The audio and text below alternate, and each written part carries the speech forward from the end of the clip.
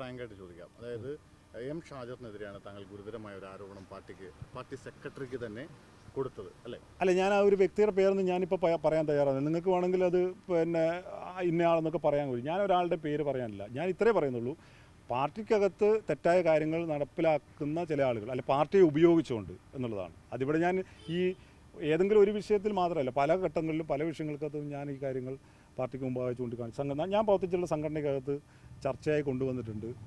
പാർട്ടിയെ തെറ്റായ ലൈനിലേക്ക് നയിച്ചുകൊണ്ടിരിക്കുന്ന ചില വ്യക്തികൾ, പിന്നെ അതുപോലെ തന്നെ സോഷ്യൽ മീഡിയ ആൾക്കൂട്ടത്തിൻ്റെ പാർട്ടിക്കകത്തെ സ്വാധീനം, ഇത്തരം കാര്യങ്ങളൊക്കെ ഞാൻ പല ഘട്ടത്തിൽ നമ്മൾ പറഞ്ഞിട്ടുള്ള കാര്യങ്ങൾ, ചർച്ച ചെയ്തിട്ടുള്ള കാര്യങ്ങളാണ്. പക്ഷേ അത്തരം കാര്യങ്ങളൊന്നും ചിലത് പിന്നീട് പാർട്ടിക്ക് ബോധ്യപ്പെട്ട് പാർട്ടി തന്നെ അത് തിരുത്താൻ തയ്യാറായിട്ടുണ്ട്. എന്നാൽ അത് പൂർണ്ണമായി തിരുത്തപ്പെട്ടിട്ടില്ല. അങ്ങനെ പല കാര്യങ്ങളുണ്ട്. അത്ര ചെറിയ ആരോപണമായിരുന്നില്ല, ചെറിയ പരാതി ആയിരുന്നില്ല താങ്കൾ കൊടുത്തത്. അതായത് സ്വർണ്ണക്കടത്ത് ബന്ധമുള്ള ആളുകളുമായി ബന്ധം അല്ല, അതൊക്കെ പാർട്ടിയുടെ മുമ്പിലുള്ള വിഷയങ്ങളാണ്. ഞാൻ പാർട്ടി സംസ്ഥാന കമ്മിറ്റിക്കും പാർട്ടി ജില്ലാ കമ്മിറ്റിക്കൊക്കെ എഴുതി കൊടുത്ത പരാതിയാണ്. അത് അവർ പരിശോധിച്ചിട്ടുണ്ട്. അവർക്ക് ഇത് തിരുത്തി നന്നായി പോകണമെന്നുണ്ടെങ്കിൽ അവർ തിരുത്തും, അത്രേ ഉള്ളൂ. അല്ല, അത് എനിക്ക് അതിനകത്ത് ഞാൻ പൂർണ്ണ സംതൃപ്തനല്ല ഇത്തരം കാര്യങ്ങളിൽ, അത്രേ ഉള്ളൂ.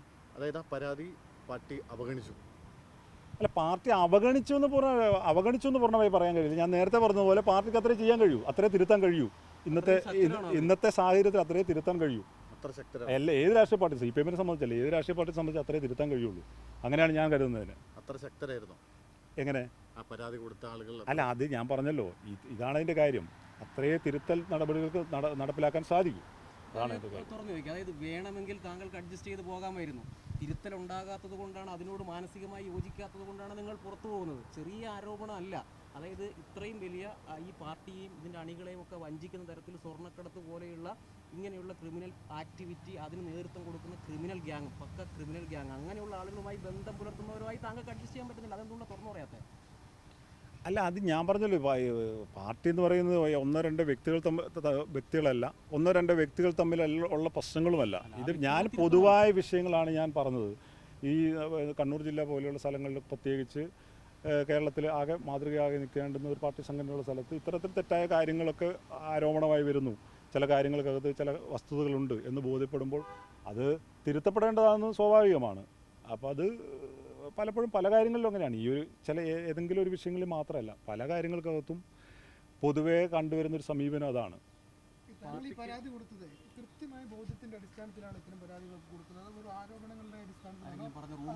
താങ്കൾക്ക് ഇതൊക്കെ അറിയാം, അല്ല, ഞാൻ എൻ്റെ ബോധ്യത്തിന് അടിസ്ഥാനത്തിലാണ് കൊടുത്തിട്ടുള്ളത്. പാർട്ടിക്ക് ഇത്രയൊക്കെ ചെയ്യാൻ സാധിക്കുന്നുള്ളൂ എന്ന് പറഞ്ഞല്ലോ, അങ്ങനെയാണെങ്കിൽ പാർട്ടിയുടെ ഒരു പോരായ്മയല്ലേ? എന്തുകൊണ്ടാണ് അങ്ങനെ അത്ര മാത്രമേ പാർട്ടിക്ക് ചെയ്യാൻ കഴിയുന്നുള്ളൂ എന്നുള്ളത്? ഞാൻ പറഞ്ഞല്ലോ, രാഷ്ട്രീയ പാർട്ടികളെ സംബന്ധിച്ചുള്ള അതിൻ്റെ ഒരു ദൗർബല്യം എന്ന് പറയുന്നത്, ഈ ഒരു ബലഹീനത എന്ന് പറയുന്നത് ഈ പ്രശ്നമാണ്. എല്ലാത്തിനോടും സമരം ചെയ്തുകൊണ്ട് പോകാൻ പറ്റില്ല, സമരസെറ്റപ്പെട്ട് പോകാനേ രാഷ്ട്രീയ പാർട്ടികൾക്ക് പറ്റൂ. പറഞ്ഞുകൊണ്ട് തുറന്നു വയ്ക്കുക. അതായത് നിങ്ങൾ പറഞ്ഞ കുറേ വിഷയങ്ങൾ ഉന്നയിച്ചെന്ന് പറഞ്ഞു, അത് കൃത്യം, ഓക്കെ. പക്ഷേ കൃത്യമായിട്ട് നിങ്ങളുടെ ഈ കരിയർ പരിശോധിച്ചാൽ നിങ്ങൾ ഇനാക്റ്റീവ് ആയത് ഈ പരാതിക്ക് തൊട്ടു പിന്നാലെയാണ്. ഈ പരാതിയിൽ നടപടി തിരുത്തലുണ്ടാകില്ല എന്ന തോന്നൽ അത് സ്വാഭാവികമാണ്. നമ്മളിതിന് രാഷ്ട്രീയ പാർട്ടികളിൽ പ്രവർത്തിക്കുന്നതിനാണ്. നമ്മൾ ഈ സമൂഹത്തിൻ്റെ നന്മയ്ക്ക് വേണ്ടിയും സാമൂഹ്യ മാറ്റത്തിന് വേണ്ടിയൊക്കെ അല്ലേ. അപ്പോൾ നമ്മളാ പ്രവർത്തിക്കുന്ന സംഘടന അതിനുതകുന്ന സ്വഭാവം കാണിക്കുന്നില്ല എങ്കിൽ സ്വാഭാവികമായിട്ടും നമ്മളെന്ത് ചെയ്യും? നമ്മൾ മാറി നിൽക്കുകയാണ് ചെയ്യുക, അത്രേ ഉള്ളൂ. തിരുത്തേണ്ട കാര്യങ്ങൾ പാർട്ടി തിരുത്തിയില്ല, അതിലുള്ള അമർഷമുണ്ട്.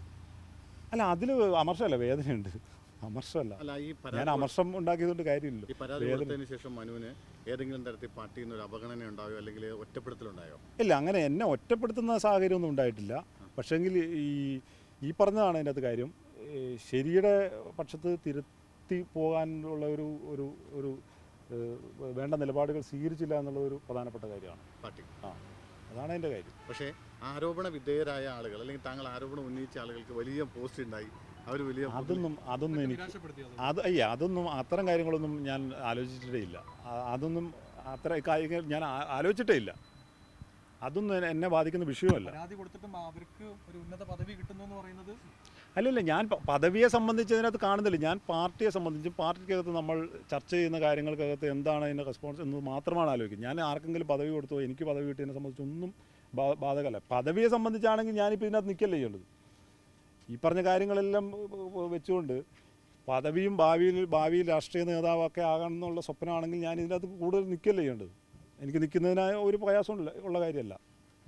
എനിക്ക് ഏത് കാലം വരെ നിൽക്കുന്നതിന് ഒരു പ്രയാസമുള്ള കാര്യമല്ല. പക്ഷേങ്കിൽ ഞാൻ അങ്ങനെയല്ല ഇതിനെ ഈ രാഷ്ട്രീയ പ്രവർത്തനത്തെയും രാഷ്ട്രീയ പാർട്ടികളെയും കണ്ടിട്ടുള്ളത് എന്നുള്ളതുകൊണ്ടാണ്.